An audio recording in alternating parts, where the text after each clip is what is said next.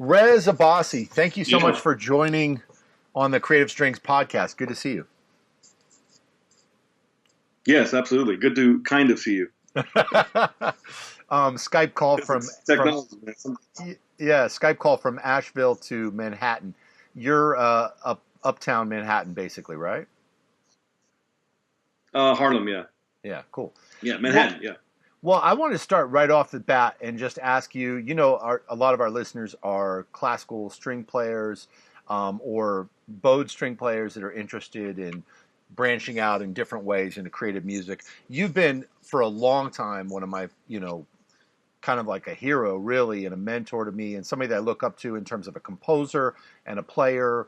And I've learned a lot just from listening to your music and from us playing. I just wonder, could you share maybe a one or two things that you do from a practice standpoint when you're just practicing improvisation on a daily, on your guitar? Yeah. Funny, I was just asking myself if I should change my practice routine just yesterday. Because I tend to just not do much. Actually, it's really weird. I feel like I'm actually taking a lazy approach in the last number of years. Like I don't know how many, maybe that's a decade. But what I do is simply allow the stuff to happen, and sometimes I'll pick a key. It will just cut like D minor, and I'll improvise around that for a half an hour or an hour straight, and just to see how in and out I can get and how much juice I can pull from D minor, not only harmonically and melodically, but also texturally, believe it or not. Am I just playing straight up or am I actually juicing the notes in some sort of other way? Not necessarily exotic like Indian, but any other way. Am I keeping it interesting for myself as a listener? And furthermore, as an objective listener, if I can get to that point, so that's one of the big things. And then sometimes I'll do that over changes also, like whatever a tune. I'll just once I get tired of that, I'll say, okay, let's go into even solar or something very simple, just to throw in a few more changes, and then I'll start the whole process again.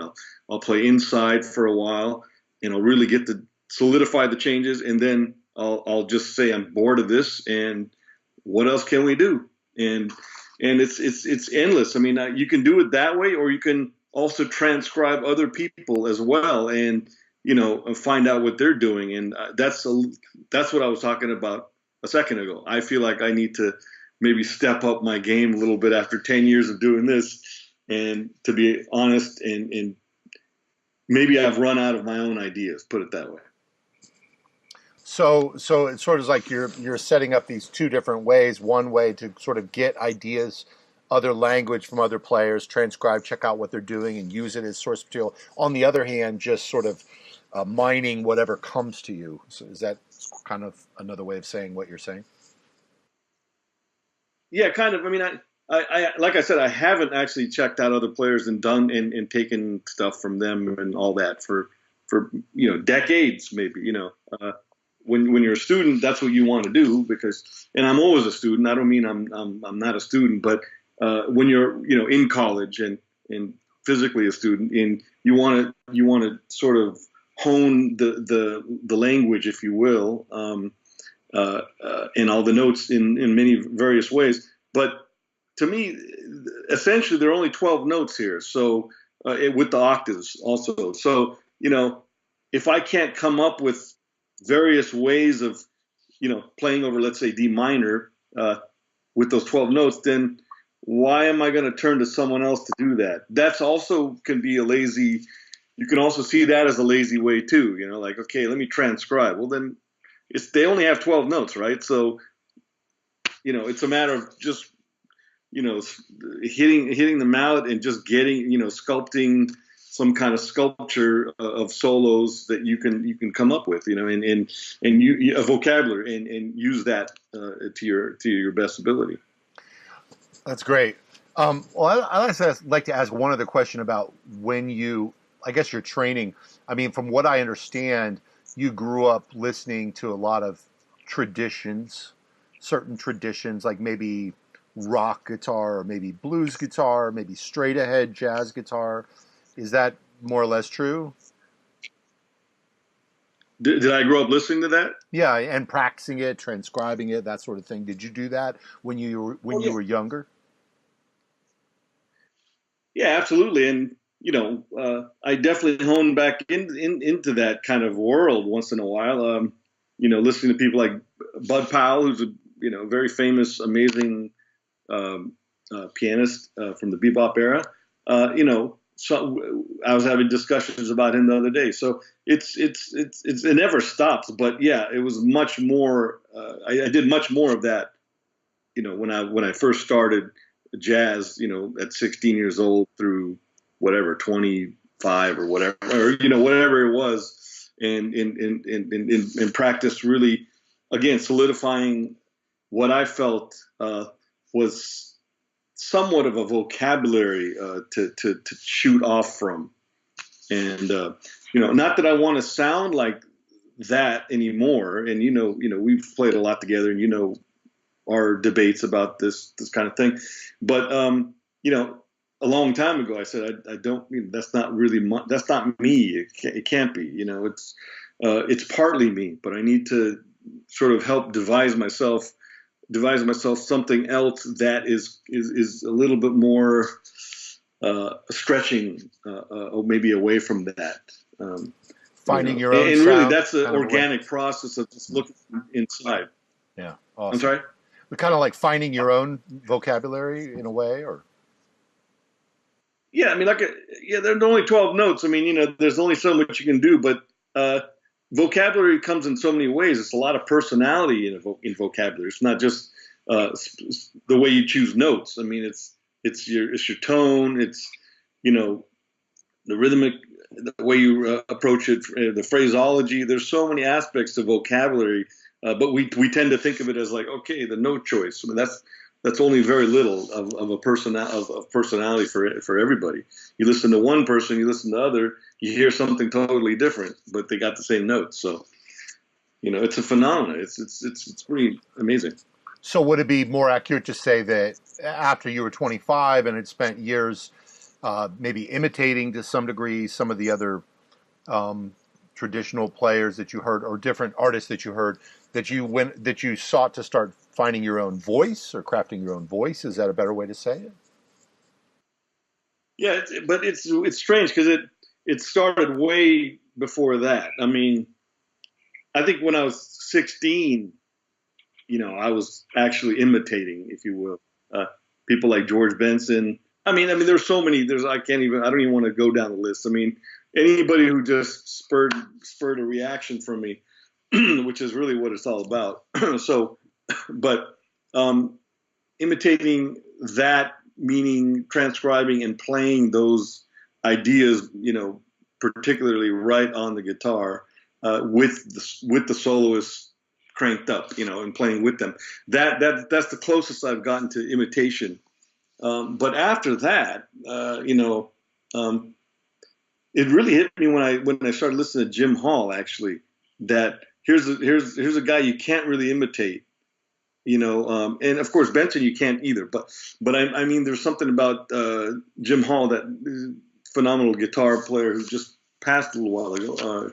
People don't know who he is, but there was something transparent about his playing that it just sounded like paint hitting the canvas, and almost in a very modern way, yet rooted.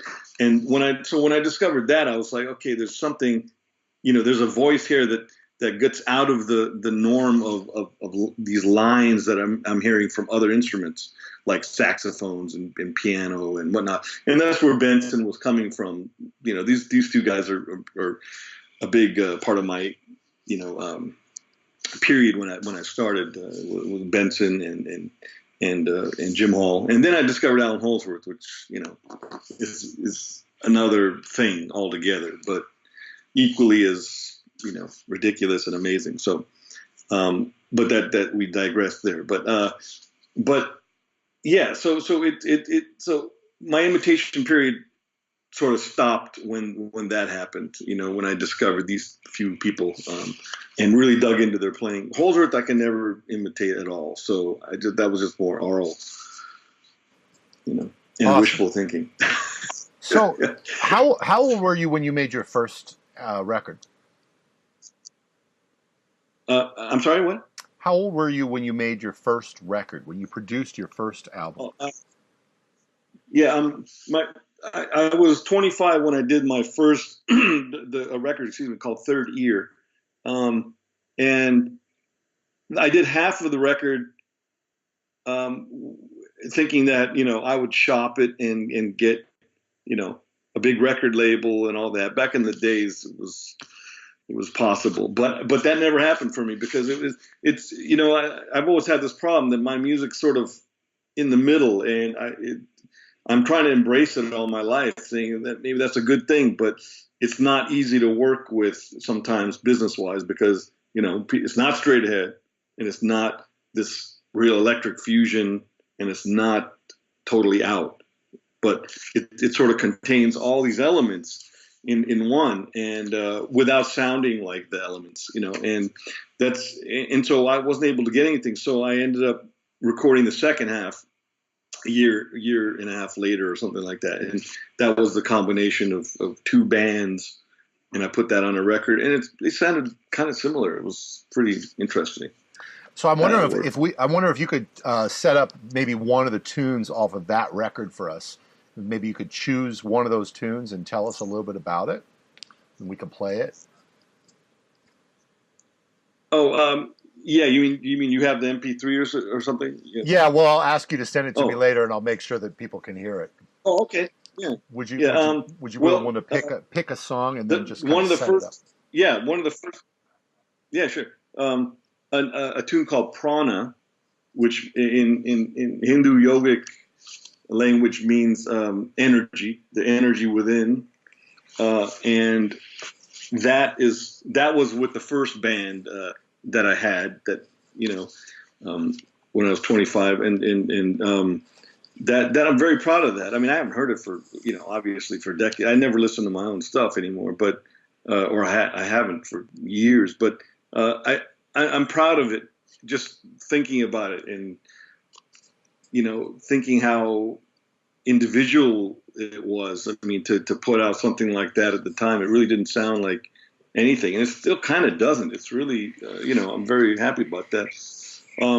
But so that was one tune, and and another tune off that record that was with the second a band is called Third. It could be called Third Ear. It is called Third Ear, but that's the name of the record.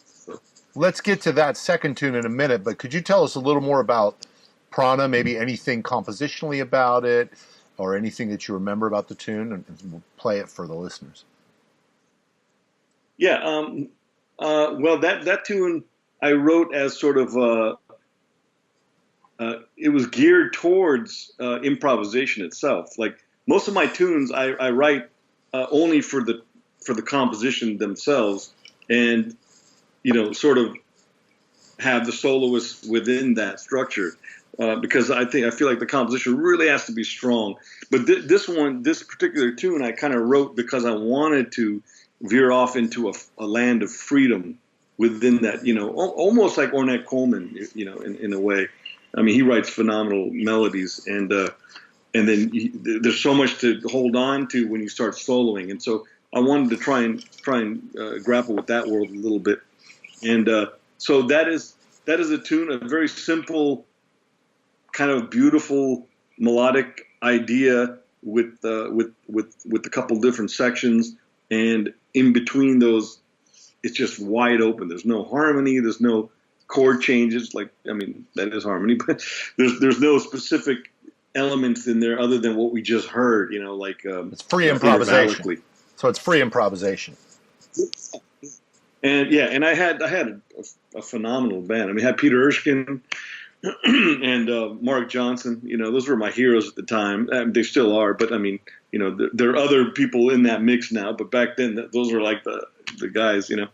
And Bob Minster was on soprano saxophone, and I was using I was really dabbling with synth guitars. So I used the harmonic something that exploited the harmonies a little bit with the synth, and really fun. It was really fun, and yeah, mine. It was interesting to get into that texture with these guys. We did one take, and it's funny because I was asking them, hey, can we do another take? And they're like, no, man, that was a good take. We're just going to imitate ourselves. So that was a learning lesson right there. I was like, imitate yourself. Why would you do that now? But later on, I understood what they were saying because it's free, right? So then you're going to imitate that freedom, and that's not freedom. It's a mind game kind of that you learn with these guys. So now we're going to listen to the title track off of the album, Third Ear. This song is called Third Ear. We're going to listen for the melody. We're going to listen for some of the free improvisation with a great band, including Peter Erskine and others.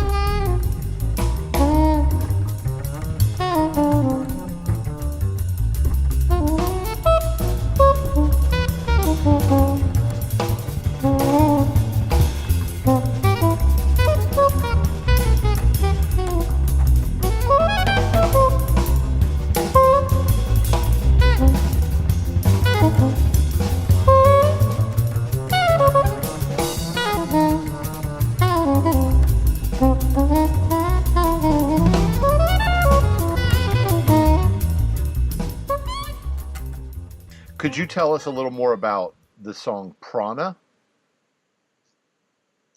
Yeah. Prana.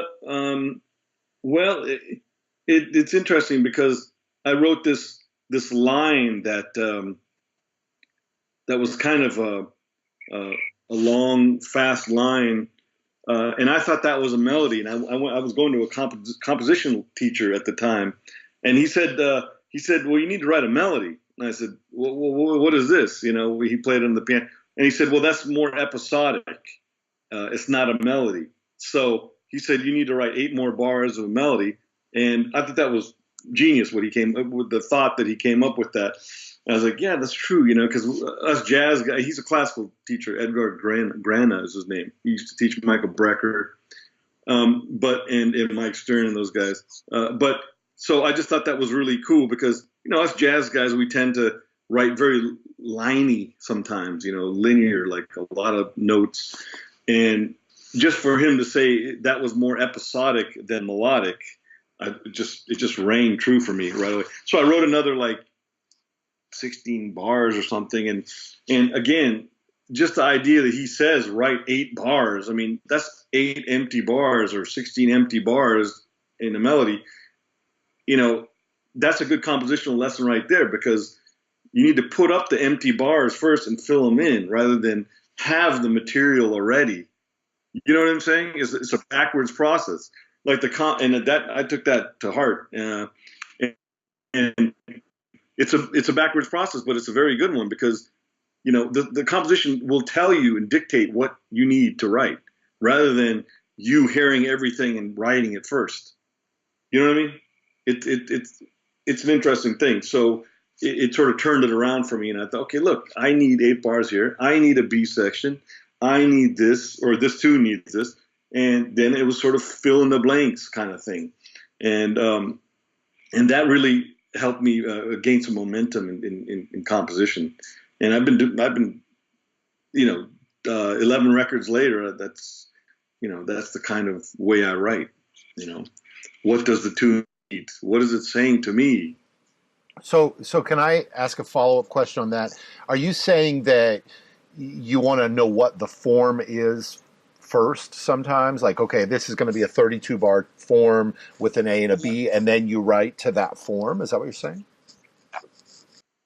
Well, that could be, but that's not exactly it. It's more of what the composition needs. It's not that I need to have a form laid out and then fill in the blanks. I didn't mean it that way. I meant like I wrote this episodic thing on prana. That was what I thought was a melody, right? And so he pointed out to me that it needs this. And so that idea of needing, what the composition needs, that's a very classical, I mean, it could be anything, but it seems like coming from a classical mindset. And to me, that was really important to note that lesson and say, wow, okay, this is what it needs. I went to some other chords and stuff, but it wasn't like a great melody later on. So he's like, no, you need to, this is episodic. Where's the melody? And I was like, wow, okay. So if you continue with that mindset, what else does it need? Okay, well, it does need a B section. It's not that I'm going to put A, B, C, D, A, B, C, and then fill it in, because then that's trite and it's not. It may not work, right? So it's more of having patience with the composition and letting the composition speak to you in its natural way, which is a strange mind thing. It's like stepping away from it and at the same time involving yourself. It's very, That's really great. Now, to understand this terminology of episodic, it sounds like you wrote this event, this melody, whatever this was, this kind of triplet thing, and it had some chords to it, but it was more like it was like a small event instead of like a main melody. Is that another way to say that it was episodic? Like, what do you mean by episodic? Episodic meaning that it's a feeling, and it's a gestural feeling in a way. I mean, I'm putting my own words into it. I don't know what he exactly meant by it, but this is what I gathered. It's sort of like, since there's so much direction in all those notes and they're consistent triplets, there's no like breath and whatnot. It's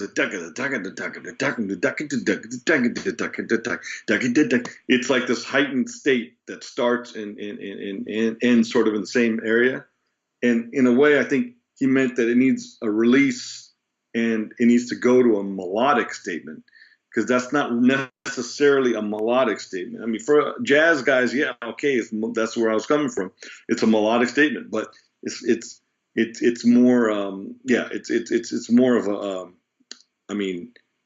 feeling, a quick kind of feeling, rather than a singable, I guess, vocal oriented melody. You're not going to sing that in the shower. Got it.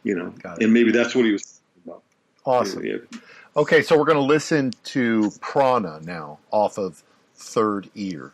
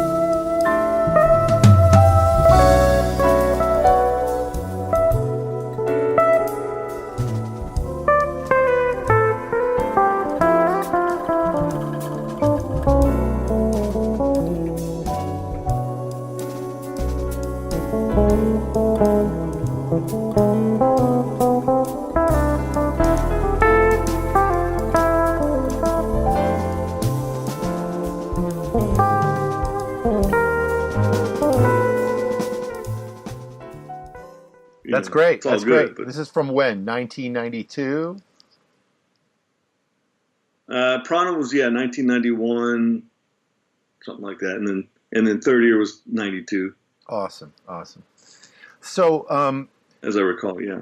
How much time do you devote to practicing your instrument, improvising mostly, as from what I understand, all of your practice is improvisation. Correct me if I'm wrong, as opposed to composition, or do they just sort of organically flow into each other? Yeah, they can. There's different levels of practice. I mean, sometimes I'm practicing linear, like soloing, and that has very little to do with composing something. I may come up with a little line that I like, but I'm not going to like, put it in on the paper and start composing. But I mean, when I start going into chords and stuff, when I start learning new chords, then I always come up with some possibility of something like a little vibe that needs to be gelled together with a larger composition. So it is a little bit of both. But when I'm practicing linearly and soloing, I'll usually turn on a metronome, and it's more about just fleshing it out and just getting into the guitar and checking out my technique and getting out of that square of, let's say, D minor, if that's where I'm at, or opening up the box a little bit and trying to open up my vocabulary. That's what that's about. In the composition. It's interesting that you mentioned guitar technique, because I think for a lot of classical musicians, they might see part of their practice just exclusively related to technique, practicing for intonation, practicing for shifting, facility, these kinds of things. I'm wondering if you ever really just practice for technique, or if it's always combined with improvisation or harmonic internalization or rhythmic internalization. Yeah, that's a good question. I mean, there are technique exercises that I've developed, and that I've learned from others, and I do those. I used to do them more back in the day, but now it's if it's not applicable directly to some kind of linear motion, some kind of line, some kind of improvising, then I get bored of it too quickly, and I just don't want to do it, because it doesn't, if it's not actually playing, then what's the point of it, in a way, you know what I mean? Of course, us guitar players don't have to worry about intonation per se, so I'm not comparing it to you as a violinist. I mean, you probably need to work on technique for other reasons. But I'm saying just muscularly, like just physically, there's no point of, bashing into playing like that and trying to play really strong when it's not the music you're going to play. Well, I would assume that classical guitarists would feel differently. I would assume that classical guitarists devote hours and hours to technique, but like you said, it's probably related to a concerto or a sonata or something that they're working on, also, right? Yeah, that's true. Yeah, it's related to the musical output, I would think. I mean, I think classical guitarists, they do have more technical exercises than jazz people, I think. I studied classical for a year, and I was definitely working on certain strokes and things like that, and that was understandable for those pieces I was trying to learn, and they weren't necessarily applied directly to the pieces. But when I played the pieces, I realized, oh boy, this is why I learned the technique. But with improv, I mean, there's no set rule. Like everybody, you see all these guitarists with different right hands, like they're playing totally differently, right?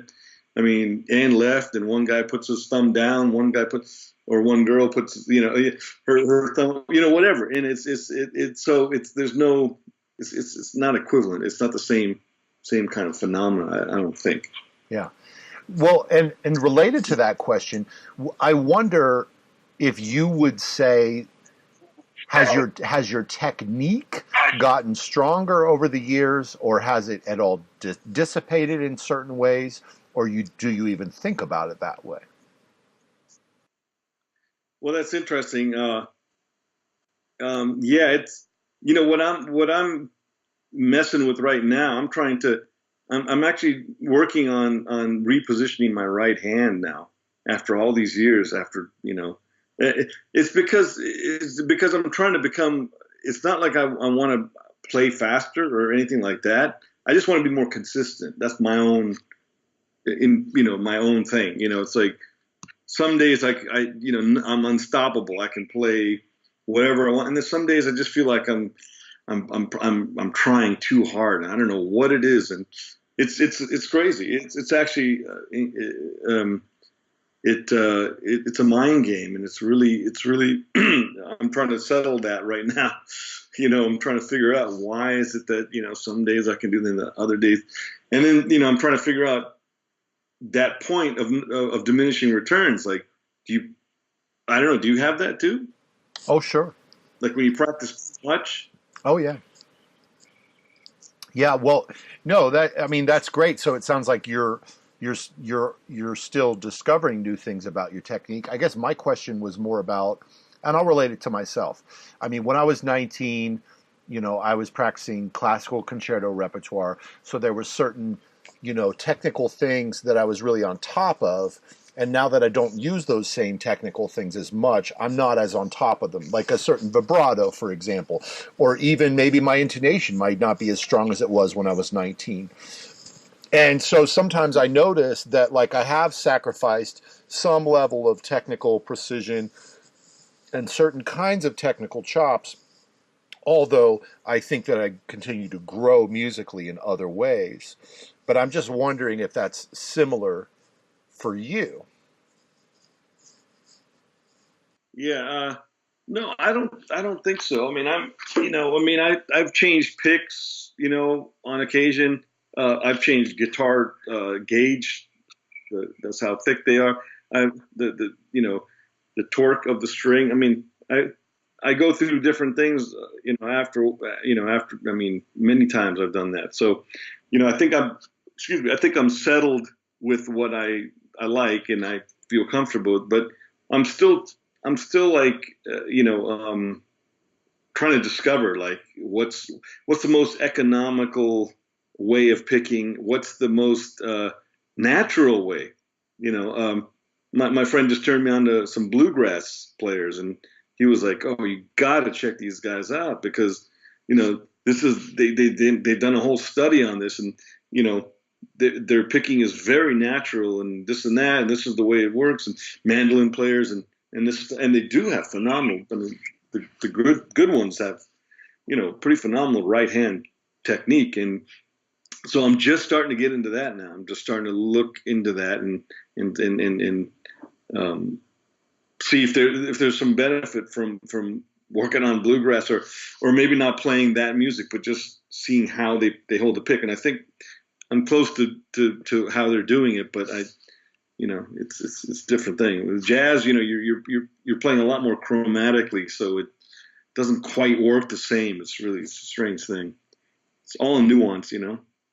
Well, and I find that as an improviser, I mean, you can play as little as you want. You have a choice not to play a certain technique. You have that choice.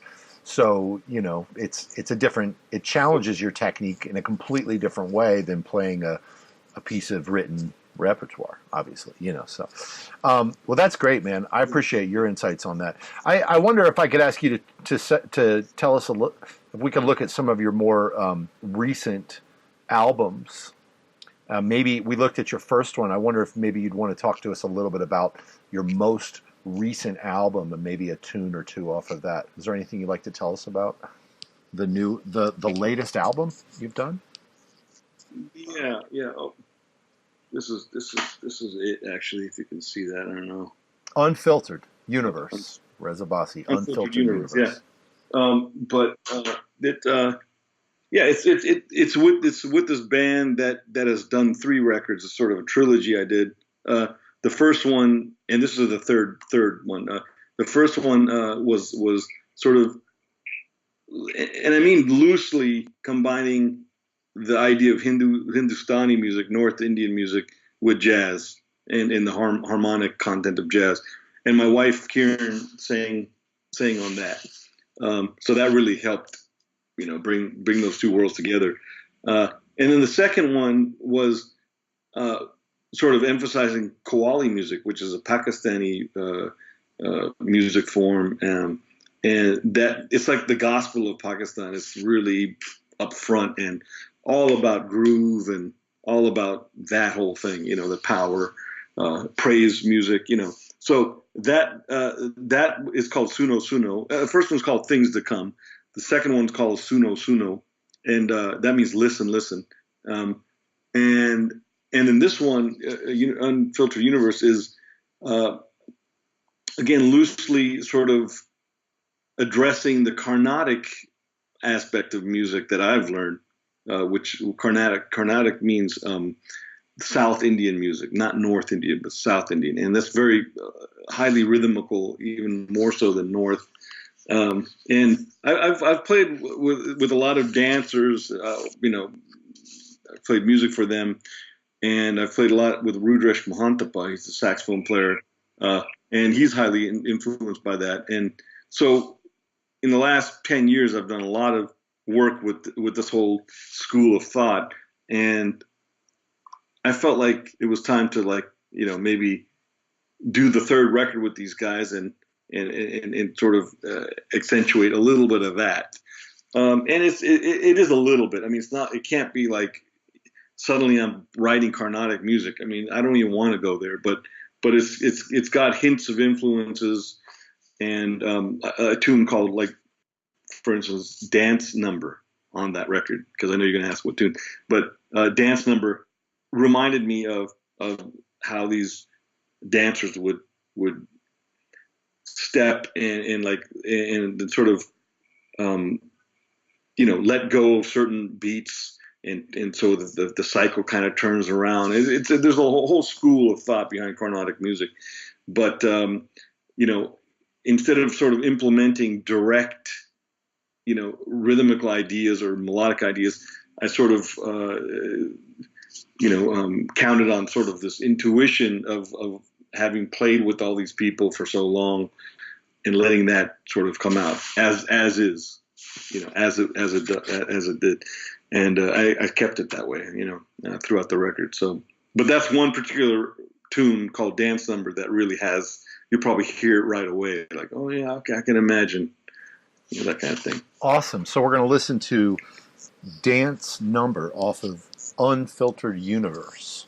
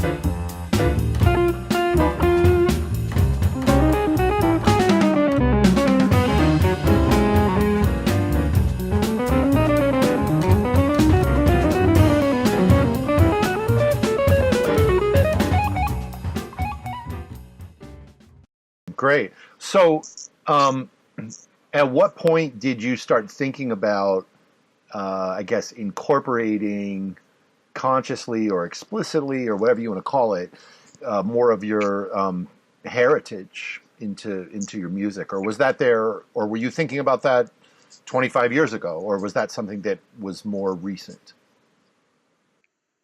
I've been thinking about it for at least 25 years. I mean, you know, my household had some of that music around. It wasn't like straight up classical sitar all the time, nothing like that. But there was hints of that in the movies we would listen to and or watch. And my parents would you know, my father would sing actually a lot of those old tunes. And you know,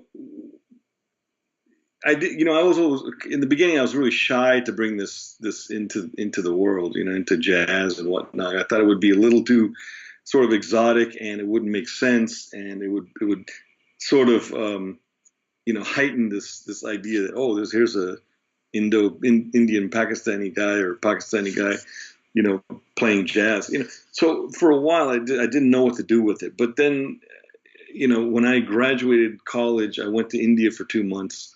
And loosely hung out with and studied with Alla Rakha, who's Zakir Hussein's father, and he's one of the, you know, prime components of tabla, which is a North Indian instrument, percussion instrument. And I studied mostly with his disciple Ray Spiegel for a year when I got back, and so I was really getting into the rhythms and the ideas and the feel. Actually, the feel had a big part of it. You know, it wasn't actually rhythm studies or melodic studies. It was also a feeling that I just almost nostalgic because I had this in my ear. You know, so I sort of realigned myself to that, and that's when, you know, I did that first record. Like Prana, actually, for instance, you know, that has a feel of that. It's not Indian or anything like that, but it has a feel that there's, you know, that record actually I did after I got back from India. So there was something buzzing around. Now, whether it showed up in my compositions or not, probably not as much as it has in late, but it was definitely, you know, in my blood at that time, even more so. And so, you know, it was a matter of just shining a light on this stuff, and I never wanted to implement it so directly, although I did use this electric sitar guitar for a while, which you remember. And that was very pronounced, and here it is, you know, the Indian thing, you know, phosphor colors, and, you know, that's another tune. But things like that, I mean, I did use those instruments, and then I put those to bed for a while also, because I just thought, well, you know, I'm not necessarily hearing that anymore. So that was in my 20s. I was really in kind of like, you know, bringing that, and my 30s actually. But it's a lifelong process. I mean, I know nothing about Indian music, and I hardly know anything about jazz. So yeah. So, and now I'm checking out bluegrass. So yeah. It's one lifetime is just not enough, you know. I mean, you know, if I can bring out, look, I mean, the bottom line is, if I can produce music that sounds creative, I don't even care where or what it is, where it came from. It doesn't have to be rooted in Indian music. It doesn't have to be rooted in jazz. It doesn't have to be. That's all mental, human kind of ideas, these genres and whatnot. Although there is some credence to this idea that, you know, music in India has a certain thing, and jazz is an African American born music. Yeah, I'm not denying that. I'm just saying, at this point, at this level, I'm not interested in that. You know, and especially with so much music coming out.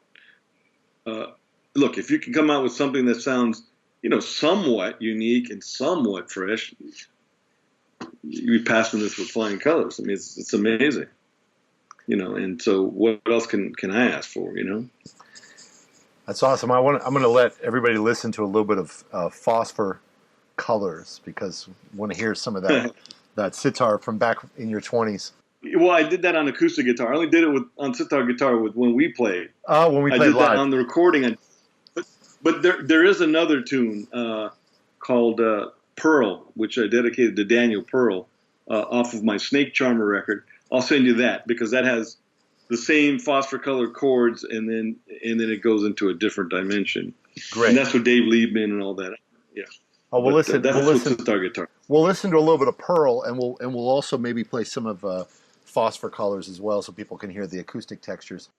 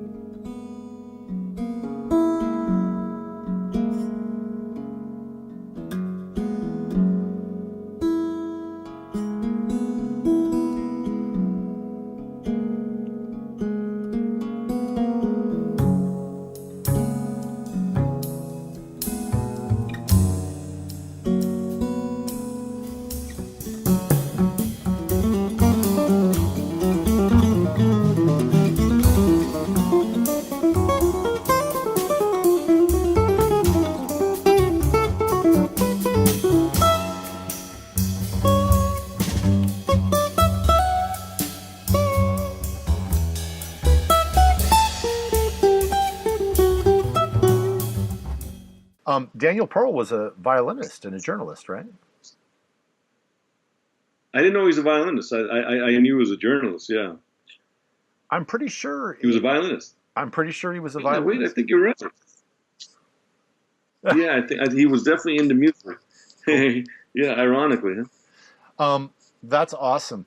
Well, so we're listening. We've listened to some of Pearl.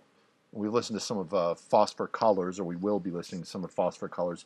I think it's great that you talked a little bit about, you know, this tension between, or the idea of, you know, musical tradition and how it's wedded to cultural traditions or identity, cultural identity. I'm just curious if you, what your take on that, because I think it's, I mean, you know, you, as far as I know, you spent the first couple years of your life in Pakistan, but then you essentially grew up in Los Angeles, and you're as American as anybody. And, but I guess, I mean, just from conversations we've had over the years, as a Pakistani American who's lived in America virtually your whole life, do you feel like you have a certain perspective on all the conversations in America about cultural identity and jazz, for example?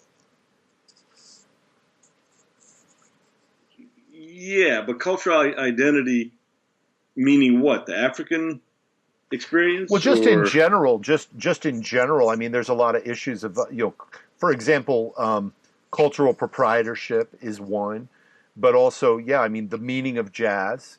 You know, how can people honor the origin of different styles of music? Like, for example, if I, as a white American, if I wanted to study Indian music or Pakistani music, is there anything that I should be mindful of, I guess? Yeah, I see what you mean. No, I don't think so, man. I mean, for me, music is carte blanche. I mean, it's like music. You know, if someone gets offended, you're talking about being offended of some sort. You know, if someone gets offended with something, that's their problem. I mean, you know, it's like, you know, I like I don't necessarily want to see you get into Pakistani music and then start wearing the clothes on stage and you know look the part also. You know that I wouldn't be offended, but I would probably giggle at that. You know, but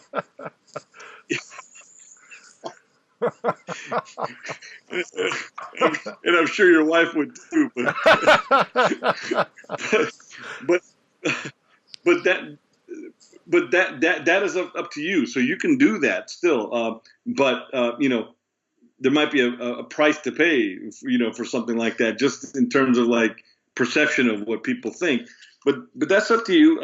But the idea of music, just music.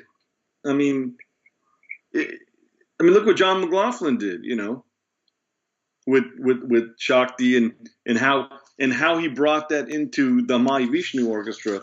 I mean, there's nothing to laugh about there. That's phenomenal stuff, and you know, especially for the '70s, it was revolutionary. And you know, that's it's funny I say that because that's not even someone I've been influenced by at all.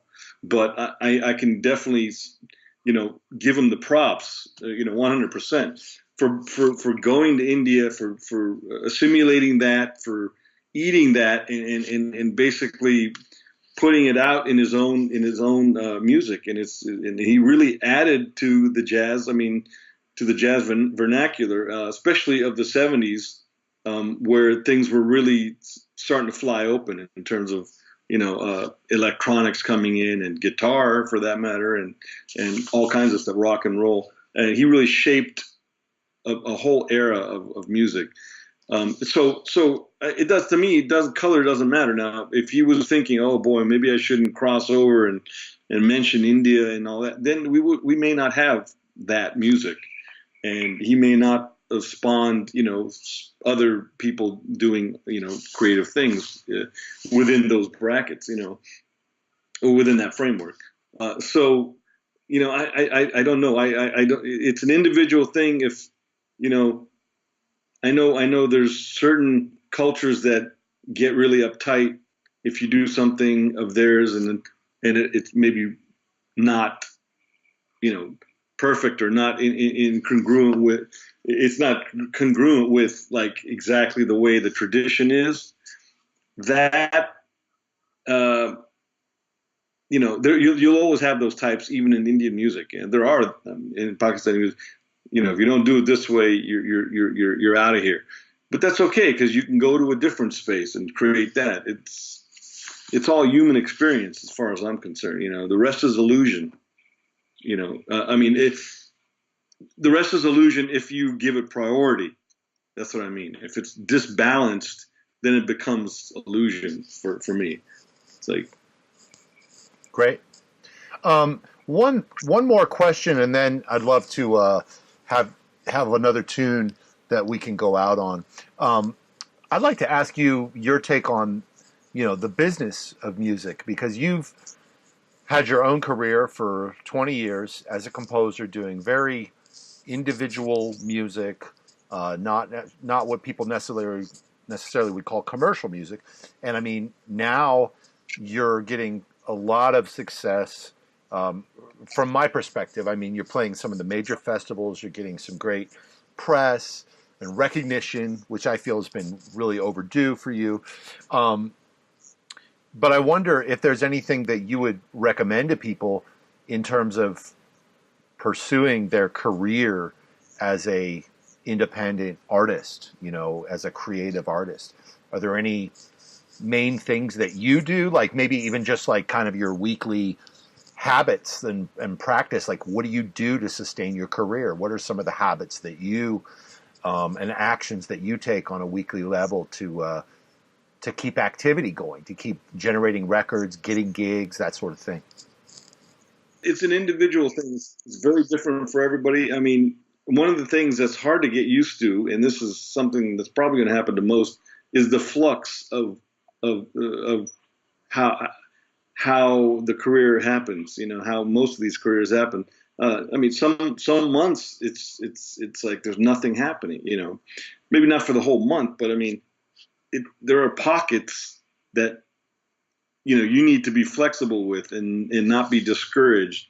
unless it's month after month after month, then you got to start thinking about the big picture. But if if you have a great month and then you have a terrible month or a sour month, then you got to realize that that is just the nature of the beast. And the quicker you can embrace that aspect of it and not try to be a star, because it's easy to see people on Facebook doing things and you're like, oh man, every week they've got some major, or wherever, not even Facebook, but just it's easy to see people who are just successful and then compare yourself and think, okay, man, I feel like quitting. I mean, I've been through that many times, and we still all do that once in a while, most of us, but because you're never going to be at that, at that place you think you could get to one day, So and then you get older and you realize, whoa, I don't even have that many years. So what am I striving for? That is the idea that the path and the journey is the success, not the success out there. I mean, you got to get that in your head right away. But in terms of monetary reality, I mean, you do as many things as you can. I mean, one thing I did that was work at record stores when there were record stores, and I just you try and do everything that that gets you closer to the music in a sense. So a record store, for instance, was a good thing because I had promos coming in and out. I can take 10 promos home, and I was listening to all kinds of stuff and getting paid that measly check. But but also I had a record out too, and I was selling the heck out of my record at the store. I don't know if you remember that, but and it was just a part-time gig, right? So it wasn't a big deal, but it was a little bit of a check, and I also sold the promos, so made more money. I mean, look, I had to borrow from my family too. Look, I'm not ashamed of saying that.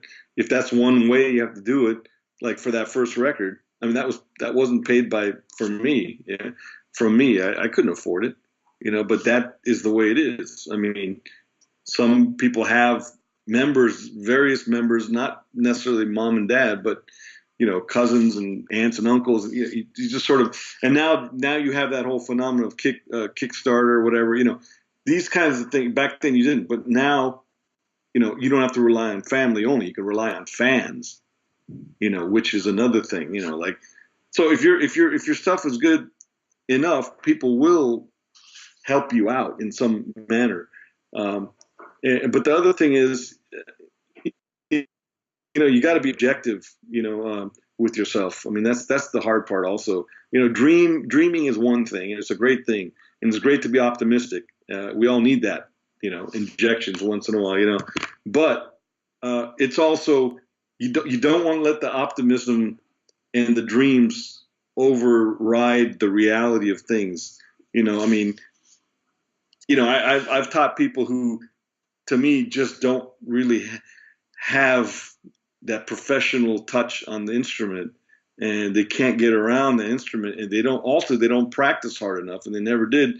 But yet, in their eyes, they want to become one of the people on the scene and really work all day long and get all these write-ups and being downbeat and all this. And I'm like,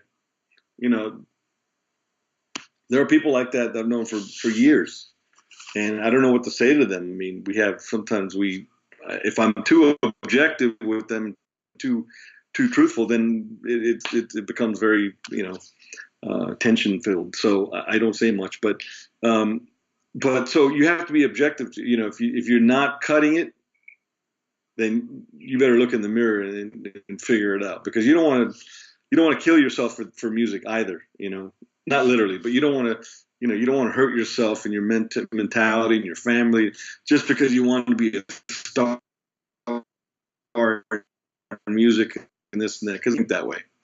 We've all done that. So yeah, whatever way you can continue to do it. And teaching is a huge element. That's like 80% of the whole jazz industry right now is teaching. Everybody does it.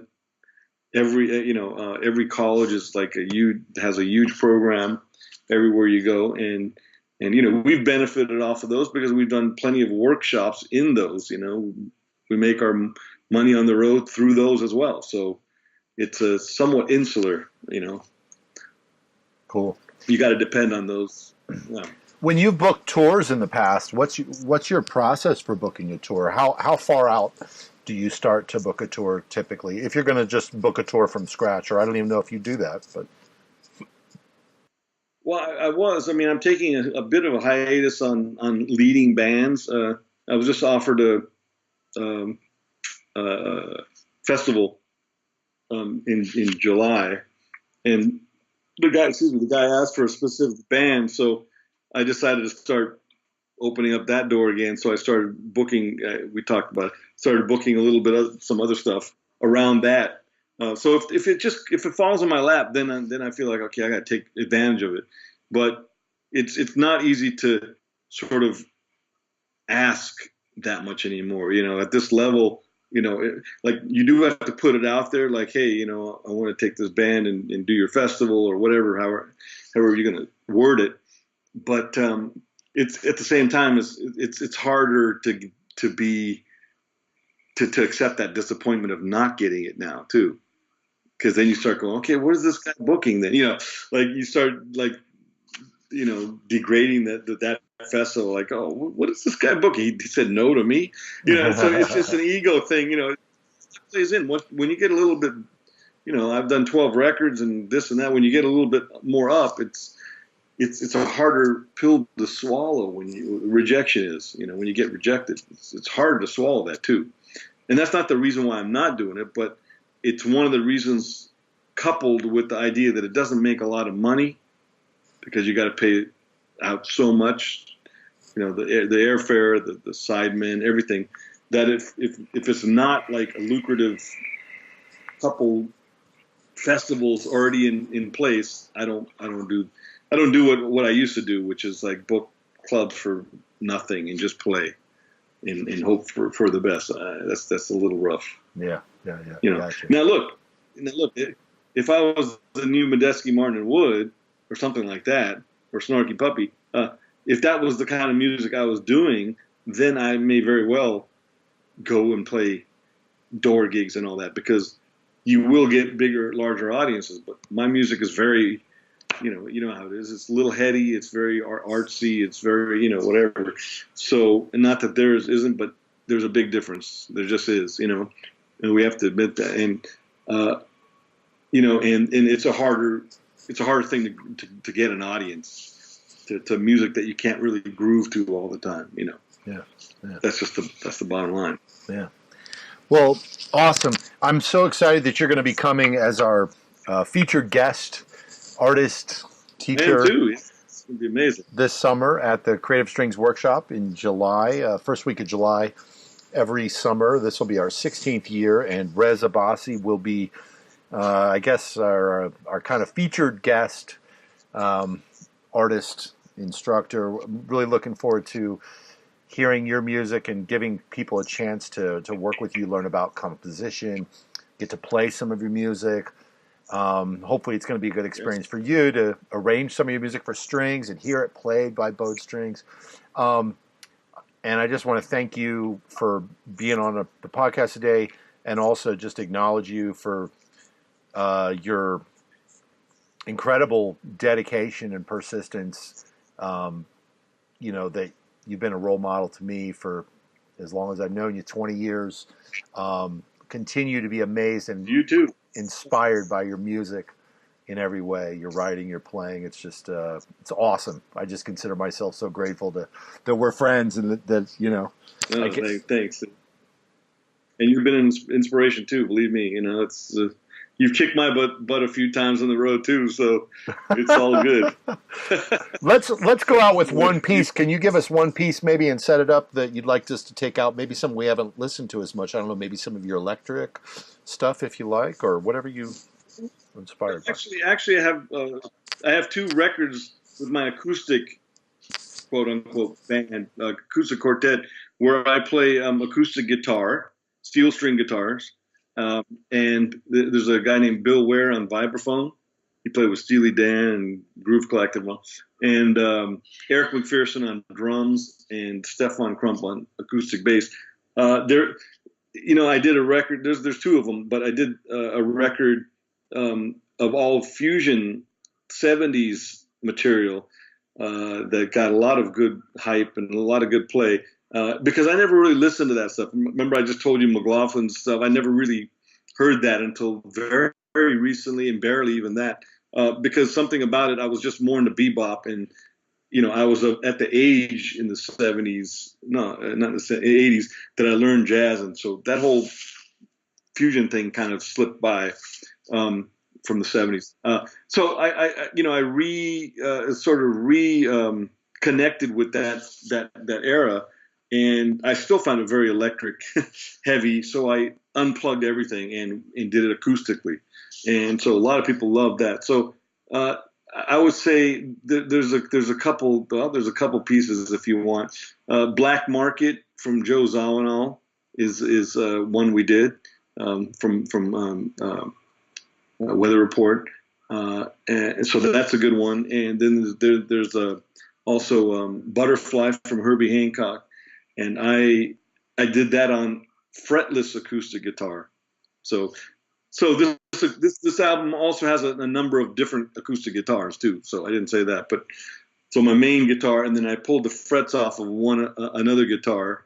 I had them pulled off, and I found that to be really intriguing. So those are the two cuts. One's with the regular guitar, and one's with the fretless guitar. Awesome. And, well, let's listen. We're going to listen to some of Black Market and or Butterfly. And what are the albums called? It's called Intents and Purposes. Great. Intents and Purposes. So we'll get off with those. And Rez, thanks again, man. Yes, absolutely, Christian. And looking forward to hanging for a week and teaching and all that, of course.